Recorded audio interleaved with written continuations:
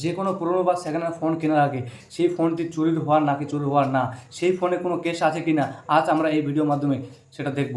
এইরকম ভিডিও পেতে নিচে ফলো বাটন আছে, ফলোটা করে দিবেন আর ভিডিওটি একটু শেয়ার করে দিবেন, অন্যদেরকে দেখার সুযোগ করে দিবেন। যে ফোনটি আপনি নিতে চাইছেন সেই ফোনটি আপনার হাতে নেবেন, নেওয়ার পর ডায়াল প্যাডে যাবেন। ডায়াল প্যাডে যাওয়ার পর *#06# দিয়ে সার্চ করবেন। সার্চ করার পর IMEI নাম্বারটি বের হয়ে আসবে। এখান থেকে আপনারা কপি করে নেবেন। কপি করে নেওয়ার পর গুগলে চলে যাবেন। গুগলে যাওয়ার পর এখানে সার্চ করবেন IMEI ইনফো।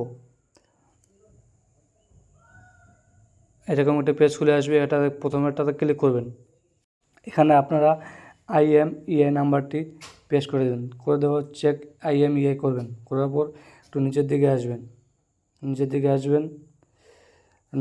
এখানে লস্ট ডিভাইস চেক আচ্ছা, এই অপশানটা এই অপশানে ক্লিক করবেন।